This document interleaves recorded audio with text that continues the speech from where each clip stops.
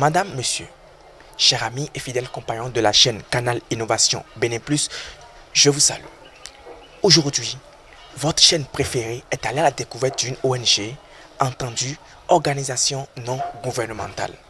Cette ONG intervient dans plusieurs domaines d'activité dont je vous invite à suivre avec une attention particulière le directeur exécutif. Bonne écoute à vous. J'avoue que dans un premier temps, on a eu cette ingénieuse idée qui est venue de plusieurs personnes parce qu'à un moment donné, il fallait poursuivre avec nos activités et ces activités-là sont en lien étroit avec la famille.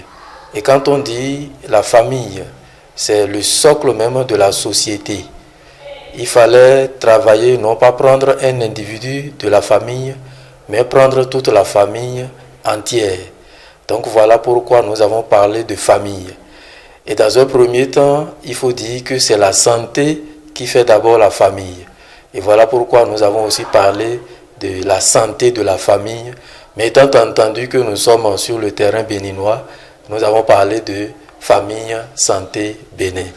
L'objectif de notre association, tel que ça se présente, c'est de lutter contre le VIH-Sida et de prendre en charge les autres enfants orphelins vulnérables. Ce qui veut dire qu'à travers cet objectif, nous avons des activités telles que le parrainage. Ce parrainage-là vient en appui aux orphelins qui sont soit infectés ou affectés par le VIH-Sida. Donc, c'est des enfants de 0 à 13 ans que nous prenons en charge, à qui nous trouvons de parrainage à l'extérieur. Ça peut être aussi à l'intérieur, puisque notre politique aujourd'hui, c'est de trouver des parrains et même des marraines aussi à nos enfants qui sont en situation, qui peuvent être au Bénin ici. Donc des bonnes volontés qui peuvent nous aider à aider en retour ces enfants-là. Alors, le parrainage vient en appui scolaire. Ça vient en appui psychosocial de façon générale. Ça vient en appui sanitaire également à ces enfants-là. C'est des enfants, je le rappelle, qui sont orphelins, soit de père et ou de mère, et qui sont en lien avec le VIH. Soit c'est l'un des parents qui est décédé, soit il est encore vivant, ou c'est celui qui est vivant qui l'a, mais de toutes les façons qui est en lien étroit avec le VIH-Sida. Et après ce programme-là, nous avons aussi le programme de jardin d'enfants. Le jardin d'enfants vient aider les plus petits de 3 ans à 5 ans qui n'ont pas encore la chance de commencer la maternelle, vu que les parents sont en situation difficile et qui n'ont pas les moyens. Soit c'est un des parents qui est touché par le VIH, soit l'enfant là où ne l'a pas. Donc, en ce moment, nous parlons d'enfants infectés et ou affectés, mais ayant une vulnérabilité en lien avec le VIH-Sida. Donc, voilà le deuxième programme. Et ce programme-là accueille chaque année aux environs 16 à une vingtaine d'enfants en situation. Chaque année, nous avons toujours une engagée service civique, c'est-à-dire une volontaire qui nous vient de la France de façon générale, qui vient accompagner ici la personne locale qui est là de façon permanente à travailler avec ces enfants-là, à leur permettre de pouvoir intégrer par la suite la classe du CI. Et nous avons un troisième programme. Le troisième programme, c'est le soutien scolaire. Le soutien scolaire, pourquoi? Parce qu'à un moment donné, nous avons vu qu'il y a échec cuisant de la part de nos enfants. Échec cuisant au niveau scolaire, bien sûr. Et donc, nous avons pris soin, avec notre partenaire français, Orphelin Sida International, de créer cette activité-là qui nous permet de faire venir les volontaires de la France, de l'Europe, des hommes, des jeunes gens qui délibérément viennent avec leurs propres sous pour aider nos enfants dans le système scolaire, pour leur apprendre, c'est ce que nous appelons communément ici les études de maison. Donc ils viennent temporairement les aider. Et ce programme-là a subi de modifications. C'est évolutif aujourd'hui, je vais dire, parce que avec une volontaire qui a pris par ici du nom de Patricia Jobin, nous avons su mettre sur pied une autre forme de ce programme-là. Alors, une autre forme parce que depuis la Suisse, elle nous aide à avoir des fonds et comment dirais-je, à recruter des jeunes étudiants qui sont aussi en situation, je vais dire, de vulnérabilité, de jeunes étudiants qui accompagnent ces enfants-là. Ces jeunes étudiants-là sont payés à travers le fonds ou les fonds qu'elle collecte et qu'elle nous envoie. Donc voilà encore notre programme et cela permet maintenant d'avoir des encadreurs permanents que d'avoir des volontaires qui viennent de façon périodique, qui venaient faire 1 mois et 2 mois qui s'en vont et il peut y avoir par un moment donné des périodes de soudure. C'est-à-dire il y a des périodes où nous n'avons pas du tout de volontaires pour aider ces enfants-là. Mais lorsque nous avons des étudiants qui sont recrutés et qui travaillent de façon permanente, en ce moment, le soutien scolaire est aussi permanent, c'est-à-dire du début de l'année scolaire jusqu'à la fin de l'année scolaire. Et cela permet quand même d'améliorer les résultats scolaires de ces enfants-là. Nous avons eu aussi à piloter d'autres projets déjà, et qui se trouvent être le projet de la création de sites internet, où nous avons formé des jeunes de 13 à 23 ans, pardon, de 16 à 23 ans, et ces jeunes-là, c'est des jeunes qui sont en situation aussi difficile comme ça, des jeunes déscolarisés à un moment donné, qui ont besoin d'être accompagnés. Et nous avons eu à faire 3 promotions, mais aujourd'hui, ça s'est arrêté, parce que nous n'avons pas eu de fonds pour pouvoir continuer. Mais il y a un programme actuellement qui concerne le VIH-Sida et sur lequel nous sommes en train de travailler. C'est le programme que nous avons dénommé 3x90, c'est-à-dire 90 de l'ONU-Sida. Et qui veut dire que d'ici 2030, 90% des populations doivent connaître leur statut sérologique. C'est-à-dire chacun doit savoir s'il est infecté ou s'il ne l'est pas. 90% de ceux-là qui seront détectés infectés doivent avoir accès aux antirétroviraux, c'est-à-dire à leur traitement en bonne et due forme. Et 90% de ceux-là qui ont accès au traitement doivent atteindre une charge virale indétectable. La charge virale indétectable veut dire que le virus est présent de toutes les façons parce qu'il n'y a pas encore de médicaments pour évacuer de l'organisme humain, pour tuer de façon définitive le virus VIH. Mais là, les antirétroviraux viennent, comme pour l'expliquer en termes terre à terre, endormir les virus qui se retrouvent dans des poches, comme s'ils étaient dans des états comateux.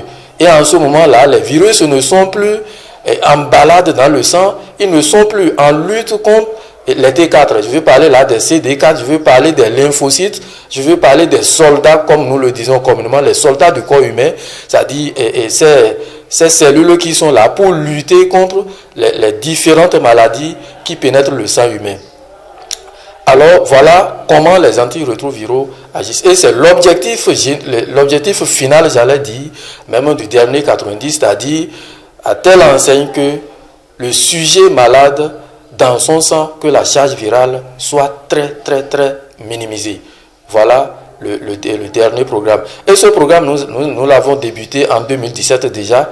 Ça accompagne les enfants, jeunes, adolescents qui sont infectés par le VIH. Là, il n'y a plus d'affectés, mais infectés par le VIH, c'est-à-dire des porteurs du VIH dans leur corps. Et donc, nous avons accompagné dans la première année de 2017 une trentaine d'enfants et jeunes adolescents qui sont infectés. Nous travaillons en collaboration avec plusieurs centres de santé, que ce soit centres de santé publics, centres de santé privés, et à qui au passage je fais un petit coucou, c'est-à-dire un grand merci à eux, un grand merci surtout à la clinique Louis Pasteur qui nous accompagne dans ce grand programme. Et donc, en 2018, il fallait atteindre 60 enfants. Donc, nous avons travaillé jusqu'à ce que nous avons obtenu aussi cet effectif-là. Et nous avons accompagné ces enfants-là à travers leurs soins sanitaires. C'est-à-dire, lorsque l'enfant tombe malade, il y a le projet qui est là pour prendre en charge. Il y a le projet qui est là pour accompagner dans l'achat des médicaments. Il y a le projet qui est là pour faire des sensibilisations, non seulement aux enfants qui sont infectés, qui sont touchés, mais aussi aux parents tuteurs des enfants, parce qu'il faut les sensibiliser, il faut les réunir, il faut les éduquer aussi. L'éducation, dit-on souvent, c'est quand on est déjà au cimetière qu'on n'en a plus besoin. Tant qu'on est vivant, on en a besoin. Et donc, quel que soit l'âge des tuteurs, quel que soit l'âge de ces parents-là, parce que même au milieu de ces parents tuteurs, il y en a qui sont aussi infectés et ont besoin d'être accompagnés. Et ces parents-là ont besoin d'être éduqués pour pouvoir nous accompagner dans le suivi de ces enfants-là qui sont infectés, pour que nous atteignions demain cet objectif-là, c'est-à-dire une charge virale indétectable, que chacun prenne conscience de ce que le VIH-Sida existe, c'est-à-dire le virus existe, qui demain peut devenir le sida à travers les différentes maladies que cela va susciter. Et par ce programme-là, il faut dire que ce n'est pas seulement à Porto-Novo que nous nous limitons. Nous travaillons jusqu'à Kétou. Nous avons des cibles je vais dire dans l'Ouémé Plateau et dans l'Atlantique et littoral également, des sujets qui sont là-bas et que nous accompagnons. Voilà de façon ramassée les différentes activités que nous avons dans la maison. Nous n'avons pas de financement qui nous vient de l'État. Nous avons des partenaires. Nous allons dire dans un premier temps que l'État béninois que nous constituons, auquel nous appartenons nous tous, est déjà un premier partenaire. Un premier partenaire parce que c'est de cet État-là que nous avons eu l'agrément de notre existence. Nous ne pouvons pas avoir l'agrément, nous ne pouvons pas exister, nous ne pouvons pas nous installer si l'État ne nous l'accordait pas. C'est-à-dire, comment appelle-t-on, ce papier-là aussi judicieux pour dire, voilà, on reconnaît votre existence. Donc, voilà d'abord notre premier partenaire. Nous avons des partenaires, nous avons le ministère de la Famille à travers sa direction de l'Ouémé Plateau ici, à qui nous avons adressé une note de ce que nous estimons avec tous les rapports, avec aussi la liste, etc. Et nous avons aussi les centres de promotion sociale avec qui nous travaillons, parce que dans un premier temps, nous avons parlé de famille santé Bénin. Et la question de la famille, ça concerne aussi le ministère, en premier lieu, je vais dire, le ministère de la Famille et à la base, bien sûr, les centres de promotion sociale. Voilà les partenaires que nous avons au Bénin ici. Et nous avons des partenaires à l'extérieur qui se trouvent être Orphelin Sida International, et en sigle OSI, et dont la présidente s'appelle Myriam Merci, à qui je dis un grand merci pour tout ce qu'elle a l'habitude de faire, tout ce qu'elle faisait depuis et tout ce qu'elle fera aussi, tout ce que son ONG peut encore faire davantage dans ce domaine-là. Et il faut dire que ce projet-là, ce n'est pas seulement OSI qui nous accompagne, mais il y a aussi derrière un grand partenaire qui se trouve être la mairie de Paris. Donc voilà, en quelque sorte, les partenaires qui nous accompagnent dans ce domaine-là. Et de l'autre côté, à travers le soutien scolaire, nous avons, comment appelle-t-on, Patricia Jobin. Il y a aussi la mairie de sa ville qui nous accompagne, etc.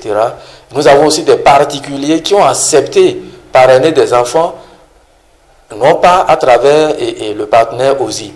Parce que avec le partenaire OSI, nous avons le programme de parrainage qui nous arrive. Et c'est des particuliers, c'est des associations qui parrainent des enfants, mais par l'intermédiaire de notre partenaire OSI. Donc voilà en quelque sorte les différents partenaires que nous avons et aussi des particuliers qui se trouvent être au Bénin. Dans un premier temps, il y en avait qui ne faisaient pas partie du programme. Parce que dans un programme, il y a ce qu'on appelle des critères. Et les critères faisaient qu'il y en avait qui n'étaient même pas pris en compte, c'est-à-dire qui n'étaient pas pris en charge. Parce que c'est de 0 à 19 ans. Premier critère. Deuxième critère, il faut que la charge virale soit détectable. Donc, parmi ces enfants, ces jeunes, ces adolescents-là, il y en avait qui dépassaient déjà les 19 ans. Mais qui se trouvent être sur notre fil actif, c'est-à-dire dans notre liste. Mais de toutes les façons, ceux qui ont bénéficié jusqu'en 2018, c'est-à-dire l'effectif des enfants infectés ayant bénéficié de ce programme-là jusqu'en 2018, en décembre, c'est un effectif de 60 enfants, jeunes, adolescents. Mais pour les autres orphelins, enfants vulnérables, c'est-à-dire affectés, qui n'ont pas le virus dans leur sang, cela tourne aux environs 200. Pour terminer, dire un sincère merci à cette équipe de CIB et de NAS Media TV qui nous a visités et qui nous aide à rendre plus visibles nos activités. Merci aussi à la Fondation Claudine Talon. Merci à notre partenaire aussi. Merci à Madame Célia, la dame particulière qui nous accompagne dans l'alimentation, je vais dire. Et merci aussi à Patricia Jobin. Merci à tous les collègues qui forment une équipe. Parce que je ne suis pas seul à travailler. Nous travaillons en équipe. Je représente l'équipe ici. Ce n'est pas moi qui fais l'ONG. C'est l'équipe qui fait l'ONG. Et c'est l'équipe du conseil d'administration dans un premier temps, à travers l'équipe du conseil d'administration, le bureau, le président, le secrétaire, la trésorière, les membres et tous les autres collègues de façon particulière. Et la chargée des programmes, Madame Chantal Oussou, et tous les autres collègues, et celle qui se trouve à Kétou, qui nous accompagne là-bas aussi. Merci à chacun, à tous. Et bien voilà, j'espère que vous avez compris. N'oubliez surtout pas, on le dit souvent, qui aide les pauvres, prête à Dieu. Alors à vous l'action. C'était Pancras Gandaro en direct chez vous. A plus.